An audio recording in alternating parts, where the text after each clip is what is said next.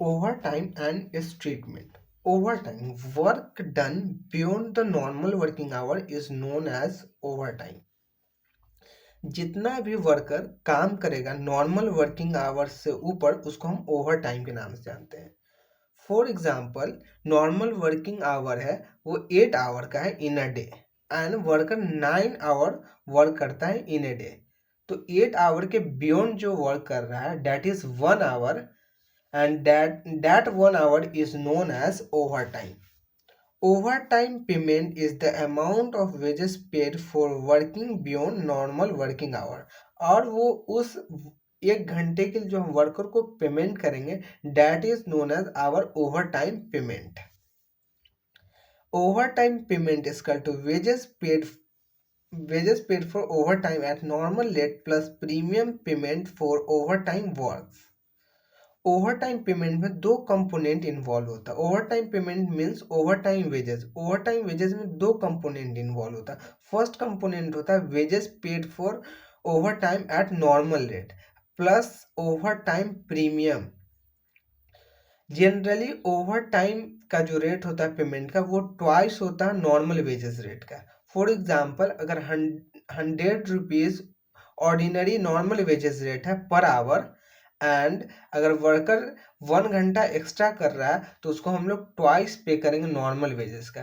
100 rupees पे कर रहे थे नॉर्मल वेजेस तो उसको ट्वाइस पे करेंगे, 200 रुपीज़ उसको पे करेंगे 1 आवर के लिए जो उसने 8 घंटा से ज़्यादा किया। तो उस 1 आवर के लिए उसको 200 रुपीज़ पे करेंगे। ये 200 रुपीज़ जो हो गया उसके लिए ओवर टाइम वेजेस हो गया।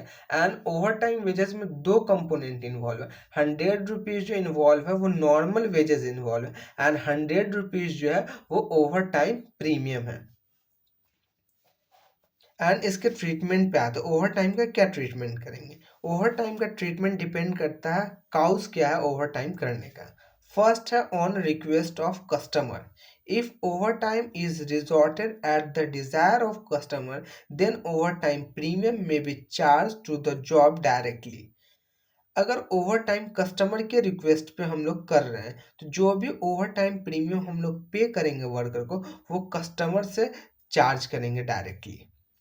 सेकेंड है unexpected development. If over time is resorted to meeting job order then over time cost should be treated as overhead cost of a particular department. अगर ओवर टाइम किया जा रहा है urgent order को delivery को meet करने के लिए तो उस केस में ओवर टाइम को हम ओवरहेड कॉस्ट ट्रीट करेंगे पर्टिकुलर डिपार्टमेंट का।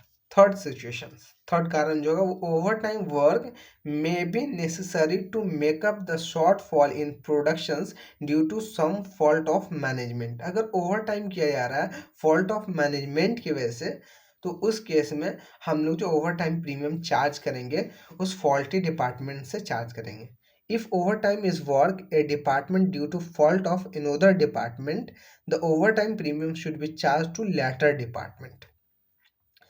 Fourth situations, overtime work due to abnormal reason. अगर ओवर टाइम किया जा रहा है एबनॉर्मल रीजन की वजह से like flood, fire, machine breakdown, accident etcetera की वजह से अगर ओवर टाइम किया जा रहा है तो in that situations overtime cost be debited to costing PNL. तो उस सिचुएशंस में ओवर टाइम का जो भी हम लोगों ने वेजेस पे किया है, ओवर टाइम वेजेस जो पेमेंट किया वर्कर को उसको हम लोग डेबिट करेंगे कॉस्टिंग पीएनएल के अंदर।